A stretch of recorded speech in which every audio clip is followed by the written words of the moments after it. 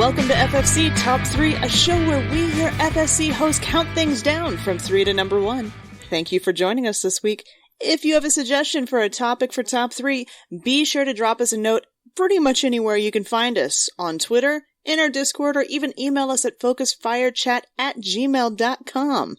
This week, we have our good friend Trecheon from all the way on the sunny side of the area. I don't know. I'm gonna ramble a little bit. He's from California, everybody. We're gonna talk about our top 3 RPGs. And this one, I have a feeling, is gonna have some familiar topics come up, at least with Blue. Maybe he'll surprise me. I don't know. We'll find out. So the way we're gonna run this Trecheon. I'm gonna call you Trecheon at some point. I swear it's gonna happen. Trecheon. You can just use my display name on Twitter. It's Rindle Z. Rindle, you yeah. can find me that way. That works. Works out for me, a fellow RPGer on the Twitters. So we're gonna have Blue go first. You will go second. I will follow it up at the end, starting with our number 3. Blue, you are up. Star Wars D6 is my number 3. What about it? Like, why? It's an amazing system. It's old, so it would be in what is now referred to as the Legends Expanded Universe, or at least the D. I think the D20 they've made the hop on towards the new Expanded Universe. I would assume they have, but the D6 was like way, probably 90s, I want to say. So yeah, but it's a tabletop, and it was just one of the things where if you had a really good understanding of the expanded universe, you could do some really cool things. And it was as with most tabletops, it was more about memories than actually any particular piece of it. But the system itself was pretty solid. D6 systems tend to be pretty timeless. Like they're not super complex because it's basically, hey, just add another die to the roll. Like, it's not like D20 where you have everything centralized around a single dice, and so you have modifiers. D6 titles and D8 titles actually I want to say D4. I never really played D4, but D6 and D8 they kind of are just much more bare bones as far as like that logic goes. Which means you can spend a lot more energy like thinking up cool stories or thinking up like crazy shenanigans for it. But yeah, it was just I've always had excellent memories from that game. It was one of the first tabletops that I really got into outside of my gateway game, which was D&D. It was one of the first ones that we got into outside of that. That was a pseudo-mainstream title. The other ones, right. Well, I'll talk about them in a minute, but... Nice. So you went old school pen and paper... Oh, yeah. RPG on your number 3. All of mine are all of them are tabletop. Chat's all like, wait, it's going to be Skyrim?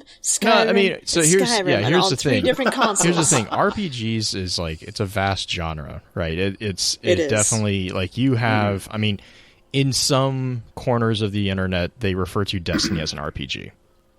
I mean, I disagree, but it depends on how you play it. It depends on how you interact with the medium. Halo, I mean, can be an RPG in some weird ways, especially as like they've gotten into further things with like the Forge mode and all that stuff. But like, when you say RPG to me, I default to tabletop because RPG to me is freeform theater.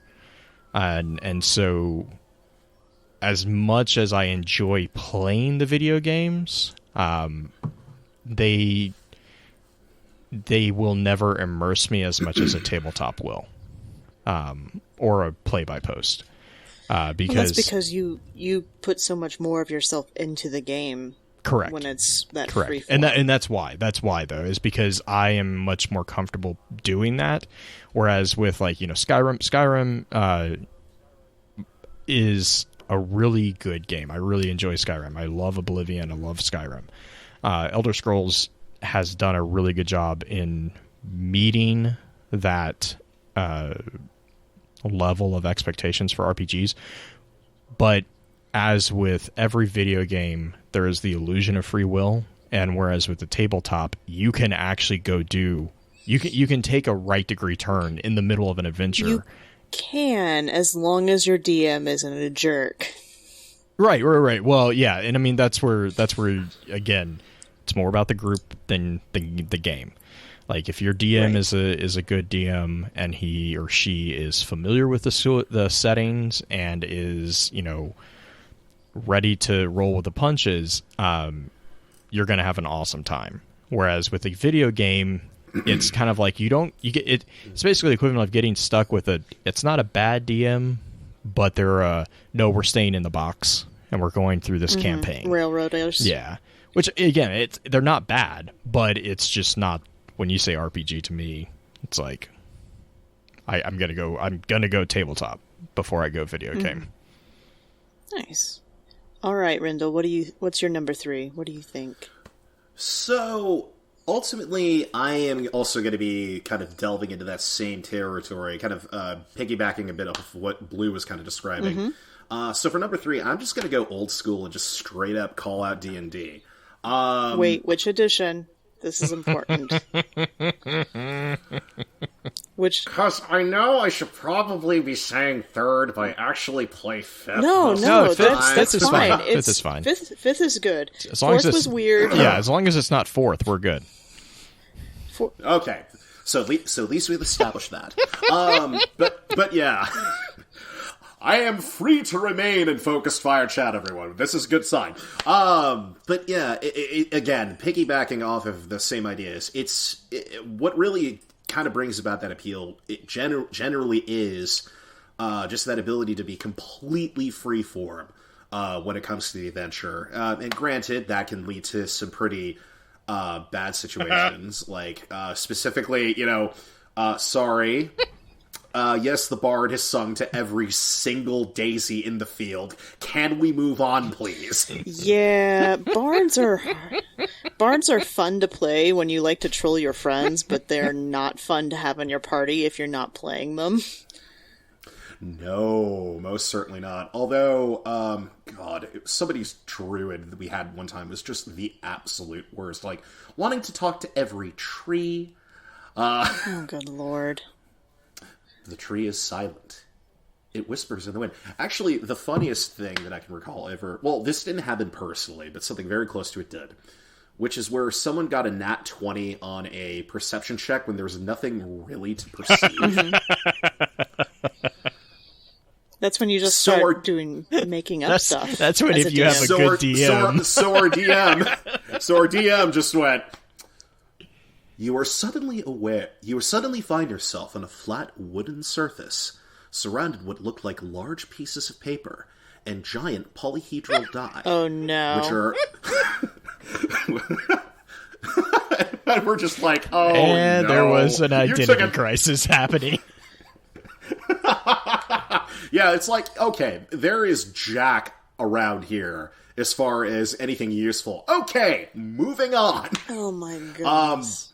But perhaps the most fun bit as far as aspect of D&D that I just truly like playing around with, it's always fun to bring homebrew in this situation. Oh, yes. If you have a DM who is okay with the idea of having a campaign where you can be in a world of steampunk, because you don't really want to mess around with Cyberpunk 2020 and all its weird things about permadeath and all that, go right ahead. Be my guest. You will have a blast. Although that being said, I am very much looking forward to Cyberpunk 2077 right? when that releases. When it releases. If it releases. Oh, we'll see. It'll release. It'll It'll release. Yeah. they've got so much hype built up around it now that I'm a little worried, just because I always get really cautious when a game is overhyped, when it's not had any proven content prior. I suppose. But, I mean, we do have at least a good team behind it. Hi, Saint. How you doing? Yes, very much so. So, my number 3 is also a tabletop, but ironically, I've never sat at a table and played it.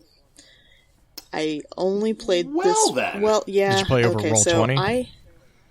It was... No, not even at Roll20. I played a very loose...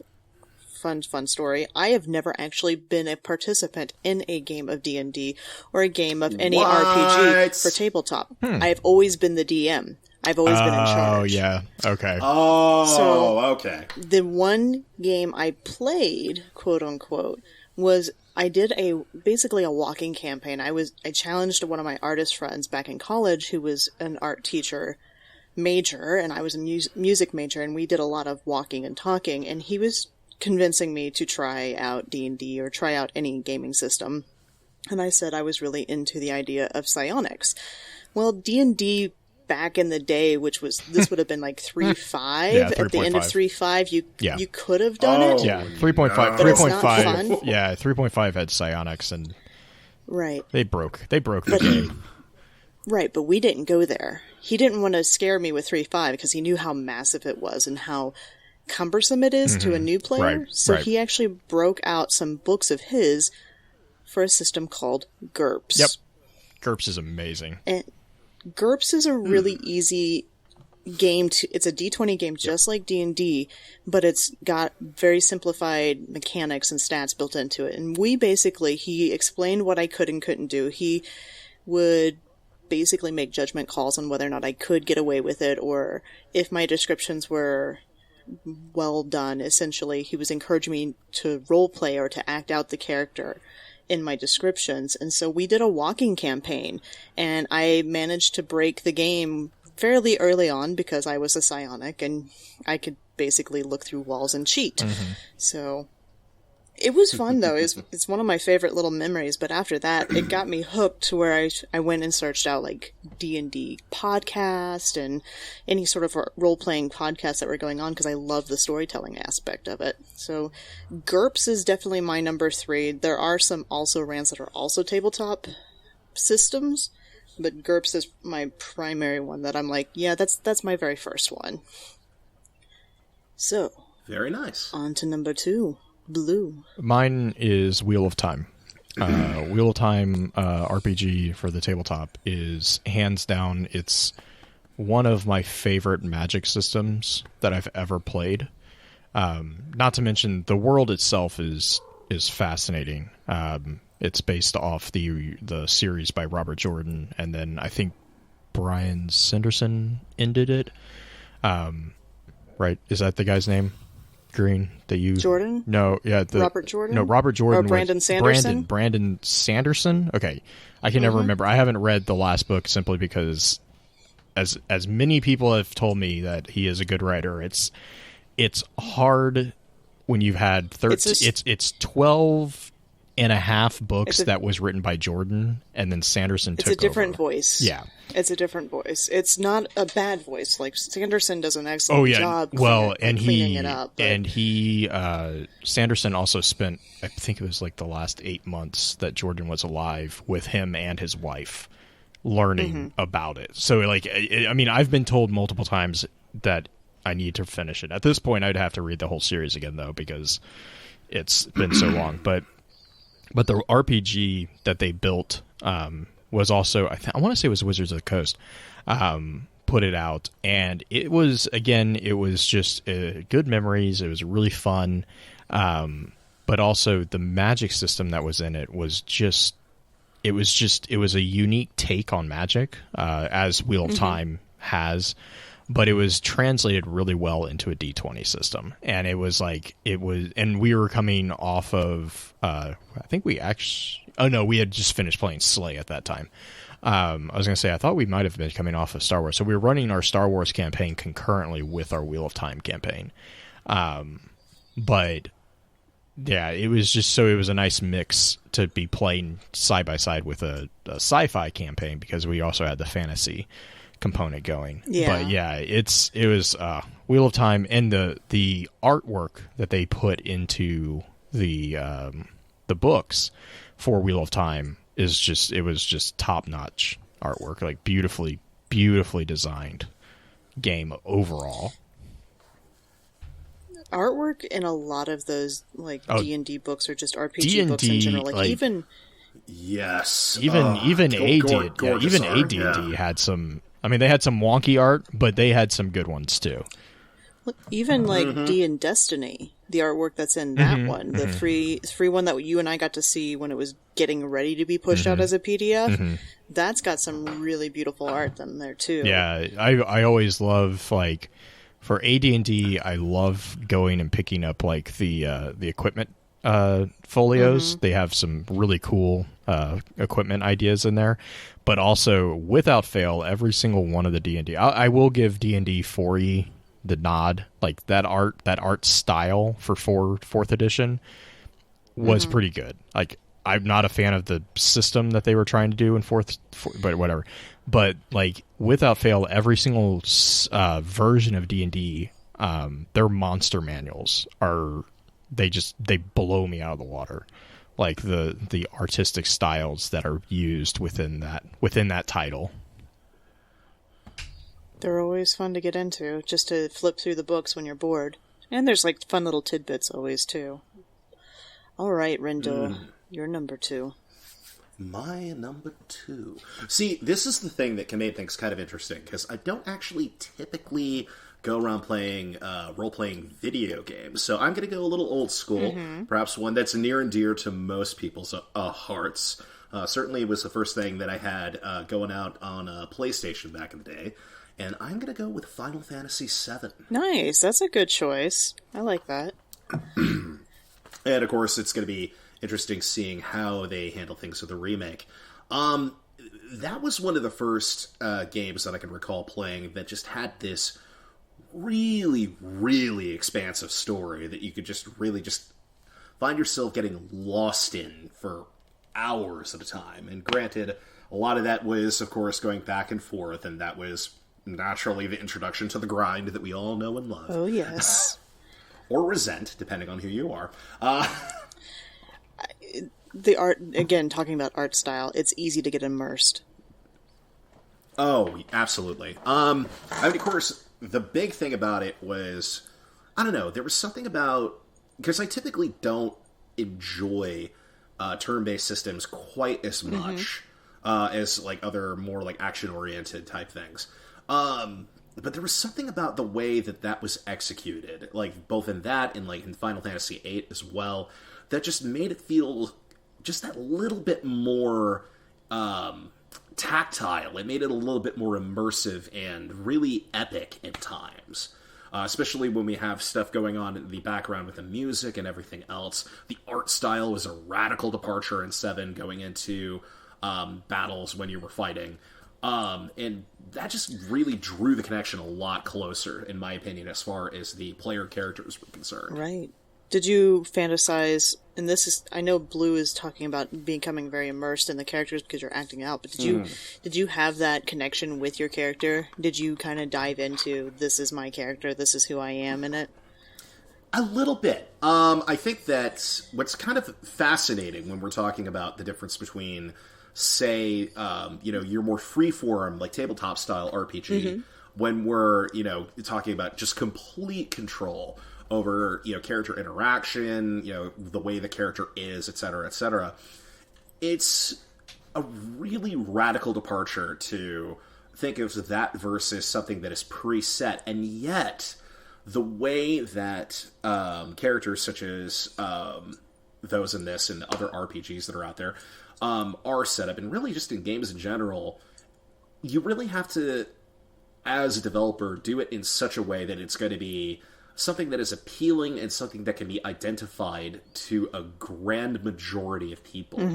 And for me, at least, I have a feeling that at least has something to do with the fact that, that and, of course, many other games still hold a very, very fond place as far as, like, early memories for a lot of people.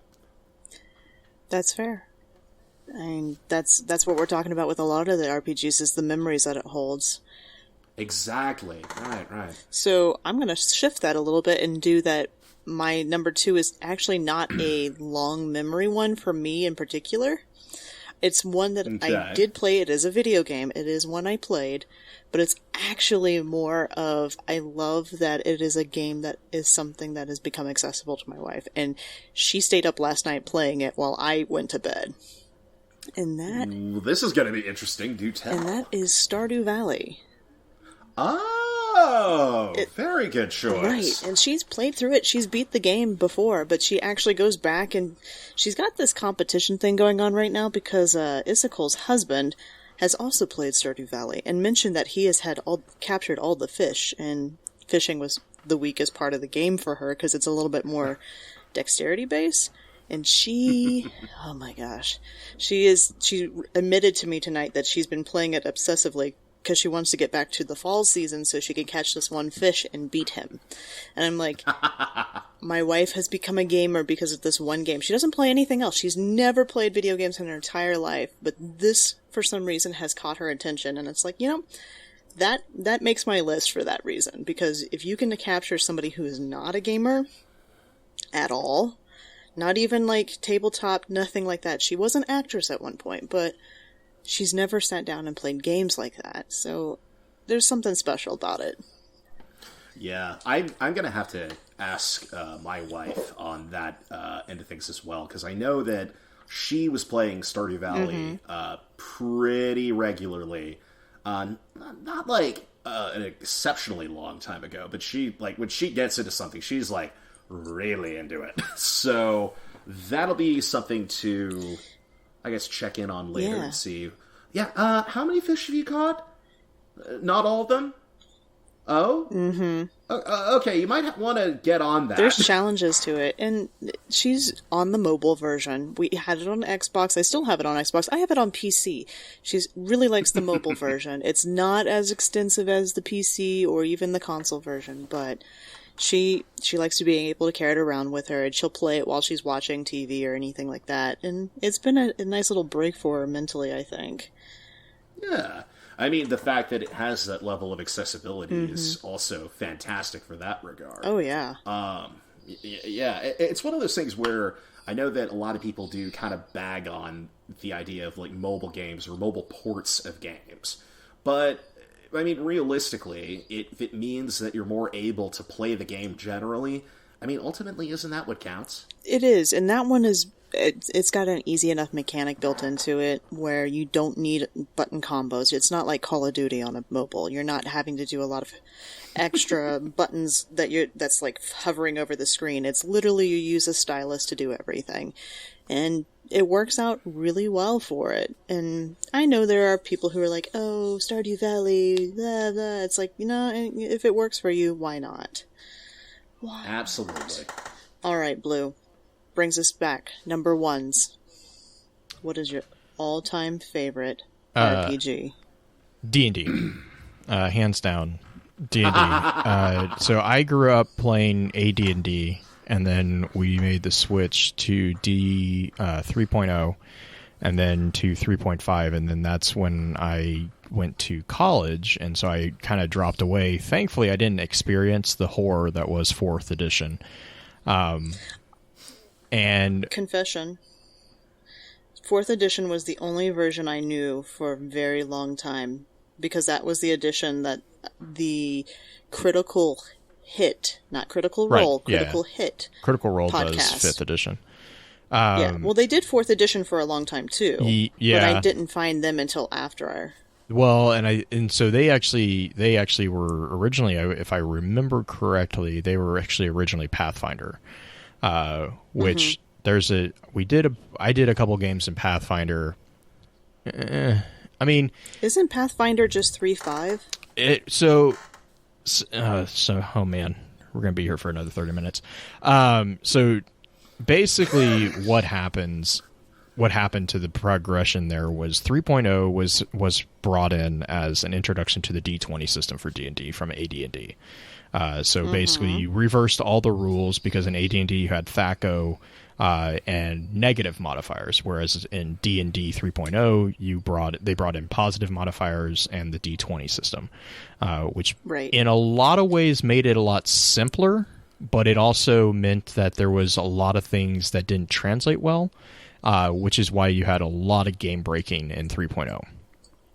D&D is also huge on homebrews, and so as time went on, homebrews got adopted. You had like Greyhawk, you had Dragonlance, you had all the Ravenloft, all these different variations of it that got brought in and were canonized, air quote around that, and they didn't really play nice with each other, which for the most part didn't really matter because they were all separate universes. But then you had like basically conjecture of spheres type things happening where things got brought into other world, and it got really messy, which was then 3.5 was brought.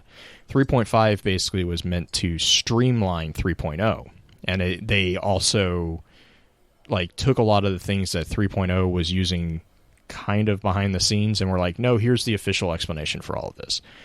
3.5 was around for a long while, and the reason 3.5 gets looked down a lot on is because at the end it was so bloated with extra rules that it was unwieldy. A new player, there was an immense learning curve that if you hadn't come into 3.5 like from the beginning, it was nearly impossible to pick up.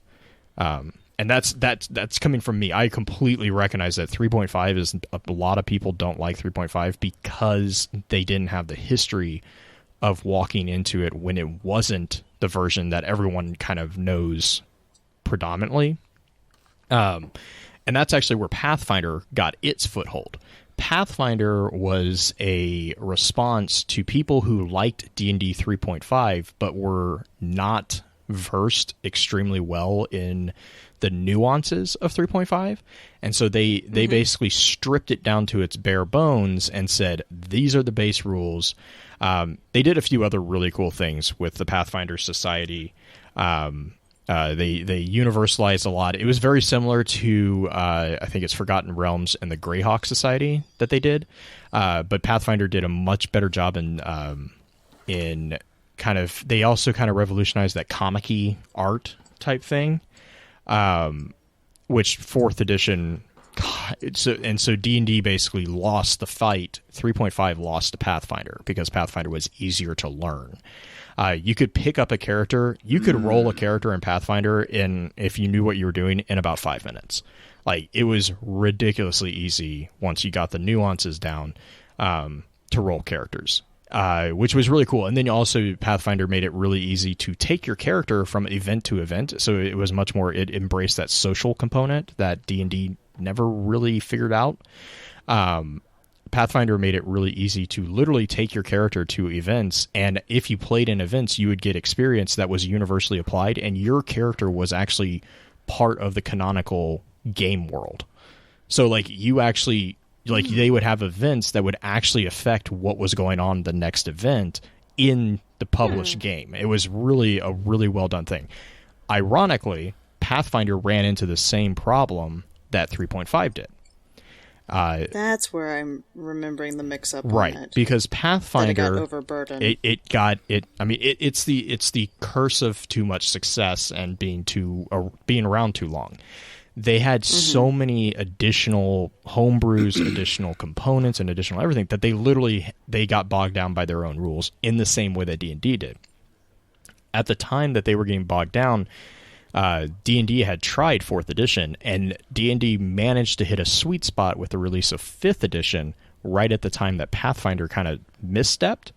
And so that's why D&D then resurged back into like prominence now, because 5th edition is actually very, very similar to the ideas that were in 3rd edition.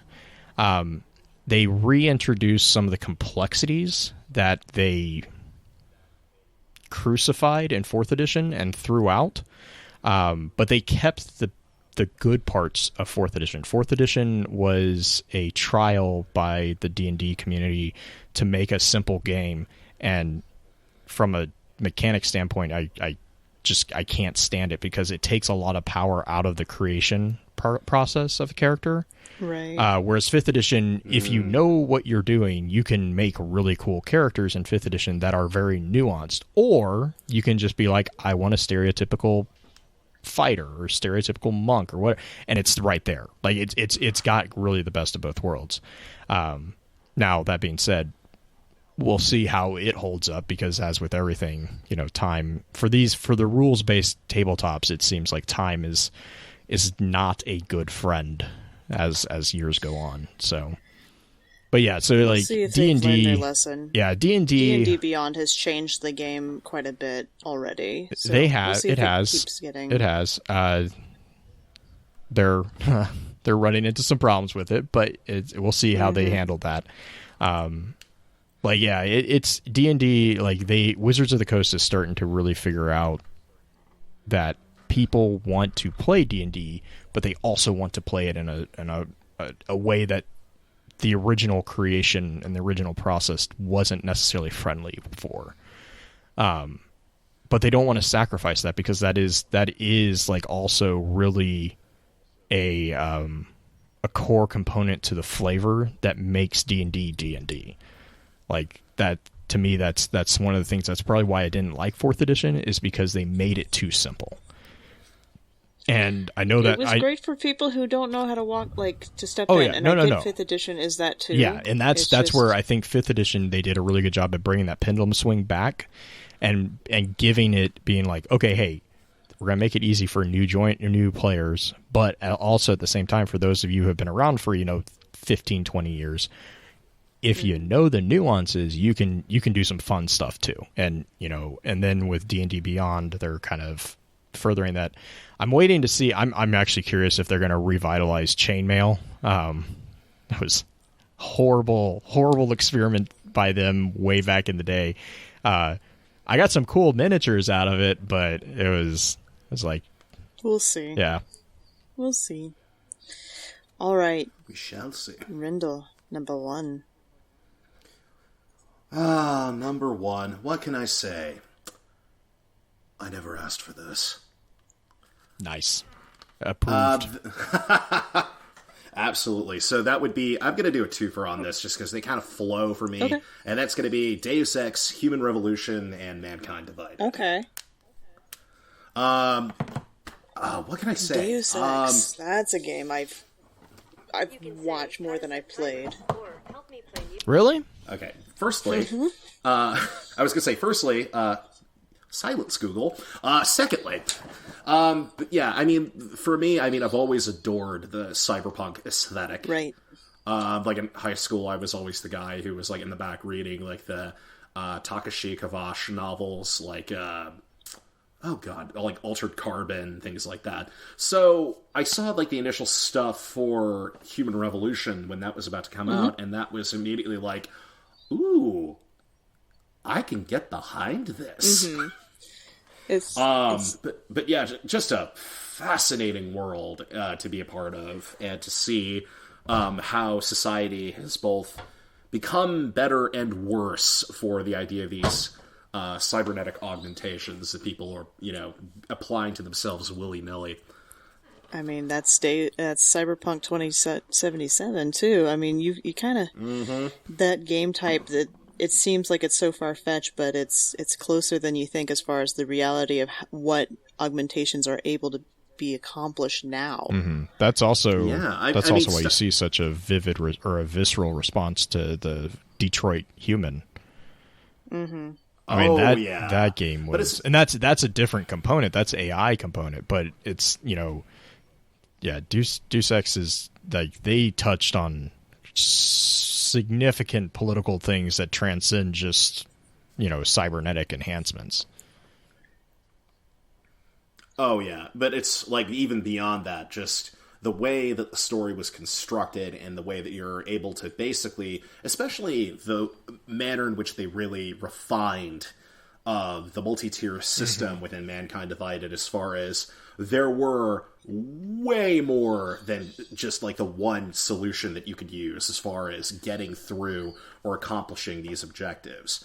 In particular, I always remember that me personally, I always loved getting to that point where I was able to use like dialogue trees and try to reason with people in order to get them to do as I wanted. Mm-hmm.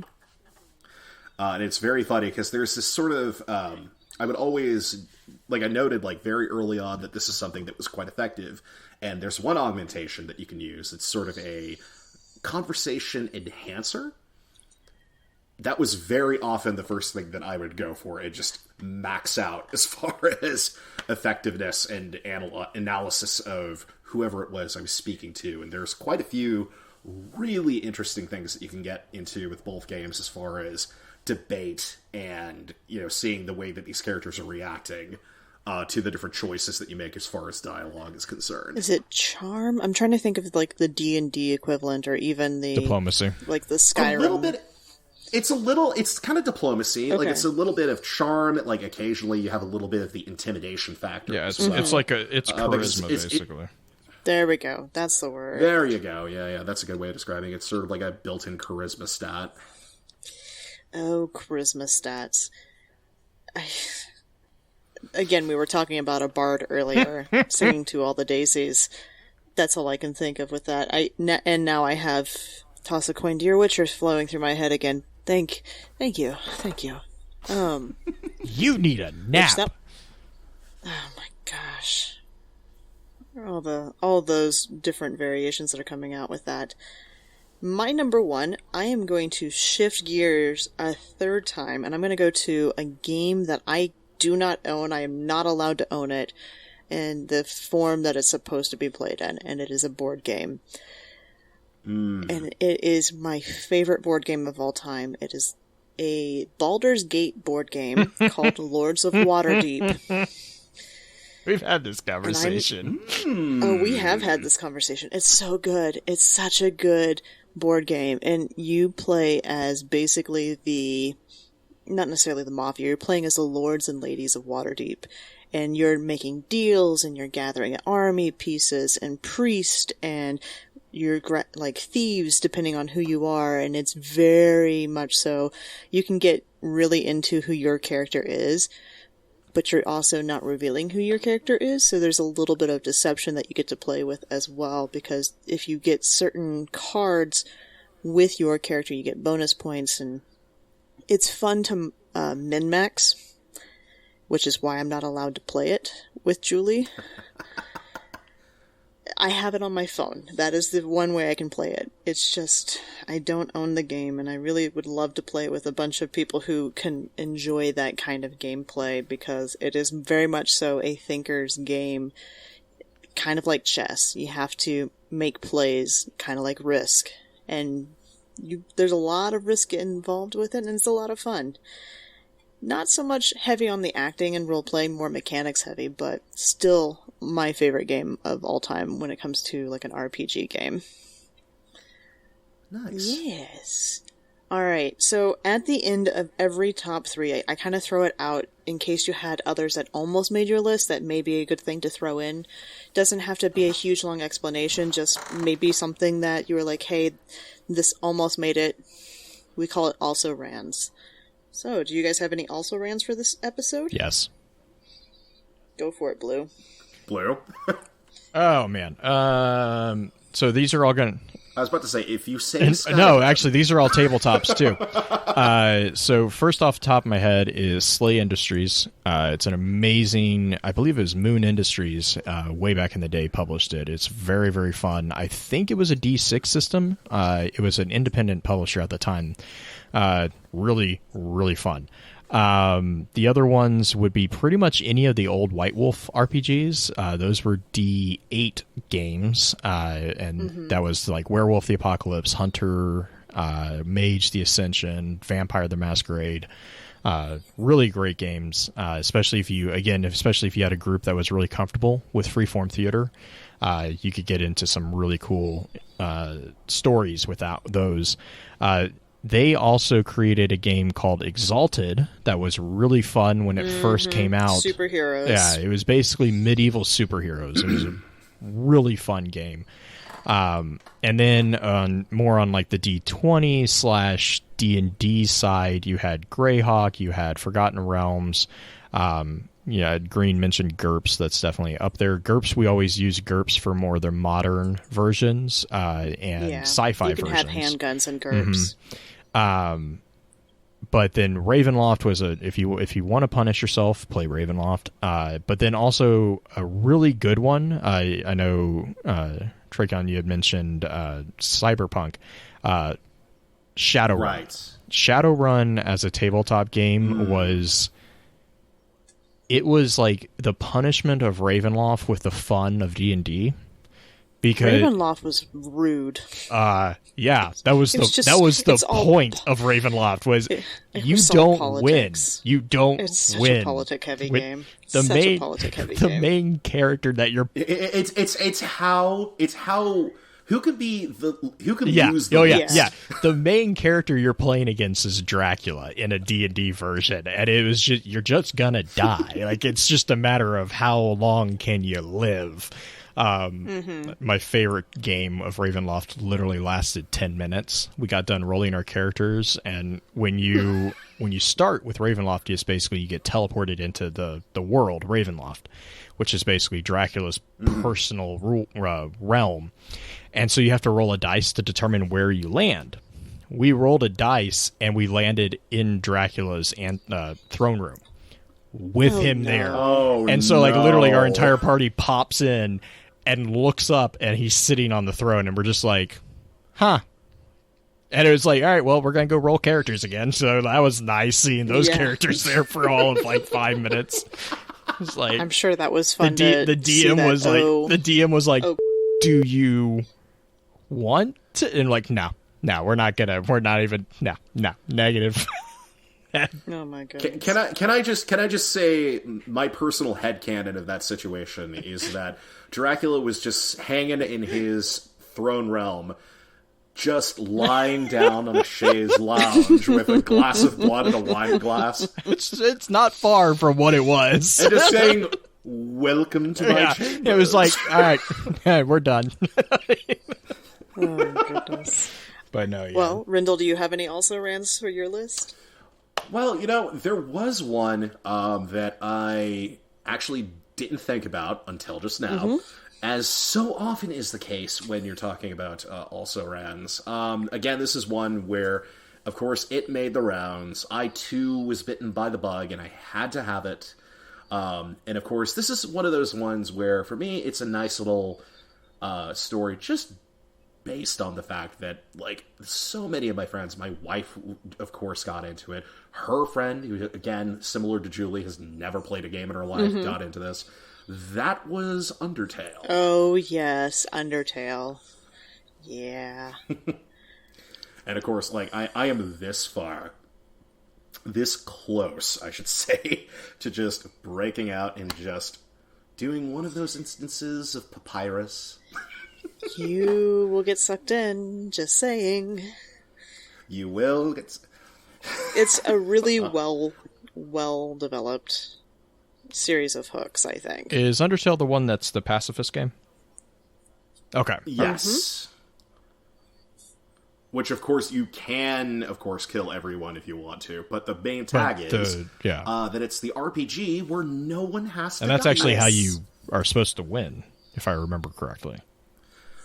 Well, I mean, that's the thing. It's not necessarily... A lot of people postulate the pacifist ending as being the true ending of the game. But that being said, there are many ways of going about it. There's, of course, the genocide run, which if you're like me and you did the pacifist run the first time, doing a genocide run immediately afterward is heartbreaking. Because you're seeing all these characters that you've just fallen in love with, and you're just killing every single one of them. I tried to do a genocide run on a dare. I got to Papyrus, and I just couldn't. It reminds me of Fabled, or Fable, I think is what it was, the video game Fable. You could either play more pacifist, or you could play totally evil. So my also rans are gonna be more of the ones that I think everybody's expecting to hear. The Dragon Age, the Elder Scrolls. I've sunk so many hours into Elder Scrolls. I put quite a few in Dragon Age too, but Elder Scrolls was really where I got hooked. But I do have an also ran that is a really easy entry-level tabletop version that's good for students. And it is based off of kind of a D6 version, but it's not really D6. It's kind of D6, but it's really not, because you have to have special dice. And it's the Fate system. And the Fate system... So is it a D6 No, it's system? Dresden. Yes, but That's also the Dresden not. Kind of. Yeah, the Dresden series uses Fate. So basically what it is you have a D6 that has pluses and minuses on it. And it's black and white. You have a roll availability that if you're rolling multiple die, but you're really just getting pluses and minuses to whatever your roll is or whatever your stat is. So it's a really basic, you don't need a ton of math. Everything's going to be basically under 10 as far as your rolling of additions and everything. So it's great for young kiddos if they want to start doing that kind of thing and you get them involved in role-playing. Another really great, it's not really a system, it's a game that introduces role-playing in general is called Once Upon a Time. And it is a card game that gives you prompts, and you have to do a cooperative story, and you have to get to your ending card. So you're telling this cooperative story and competing with these other people that are in your group to end on the card that you have.